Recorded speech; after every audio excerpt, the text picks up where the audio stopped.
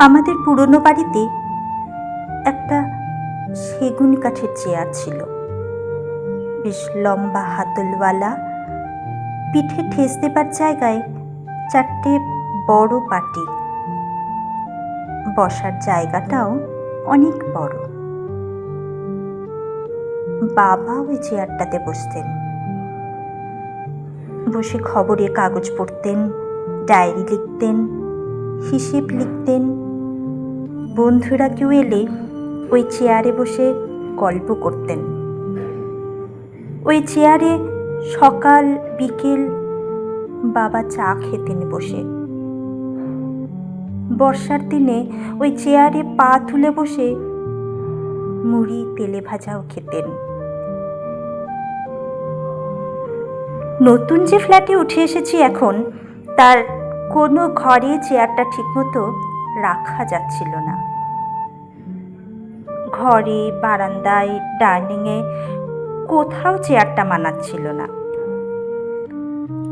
নতুন সব আসবাবের মধ্যে চেয়ারটা অসম্ভব বেমানান। কিন্তু বাবার মতোই বাবার ওই চেয়ারটাও আমার ভীষণ প্রিয়। ওটা ফেলে দেব বা বিক্রি করে দেব, কোনোটাই ভাবতে পারি না। চেয়ারটা দেখলেই বাবার কথা মনে পড়ে। বাবা চেয়ারটায় বসে মহাভারত পড়তেন, গীতা পড়তেন, রবীন্দ্রনাথ পড়তেন। চেয়ারটার গায়ে হাত রাখলেই আমার এখনো মহাভারত, গীতা, রবীন্দ্রনাথ কানের মধ্যে বেজে ওঠে।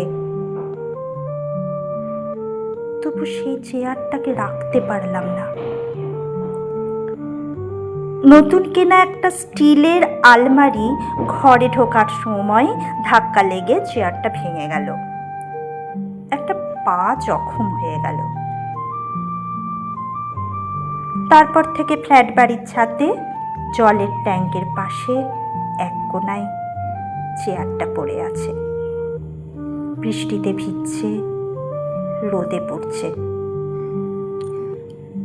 তবু ছাদে গিয়ে সেই চেয়ারটার দিকে চোখ পড়লে বাবার কথা ভীষণ মনে পড়ে। একদিন ভোর রাতের স্বপ্নে বাবাকে দেখলাম। বাবা বললেন, খোকন, আমার আলমারিতে ছিল মহাভারত, ছিল গীতা, রামায়ণ, রবীন্দ্রনাথ। তোর আলমারিতে শেয়ারের কাগজ, ব্যাংকের পাসবই আর স্কচের বোতল। আমার খাতাপত্রে আমি লিখতাম গান, কবিতা। লিখে রাখতাম সুভাষ বোসের বক্তৃতার সারাংশ। তুই তোর নোটবুকের ডায়েরিতে কেবল টাকার হিসেব রাখিস। খোকন, আমার চেয়ারটাতে বসে অলস মধ্যাহ্নে আমি ভাবতাম মাস্টারদার কথা, ঋষি অরবিন্দের কথা, শ্রী রামকৃষ্ণের কথা। আর ওই চেয়ারে বসে তুই এখন গল্প করিস নোংরা রাজনীতির। না খোকন, ও চেয়ার তুই ছুস না। হ্যাঁ খোকন, তুই ও চেয়ারের যোগ্য নয়। ঘুম যখন আচমকা ভেঙে গেল, দৌড়ে ছাদে গেলাম। দেখলাম চেয়ারটা আপনি ভেঙেছে, পড়ে আছে একলা ছাদে।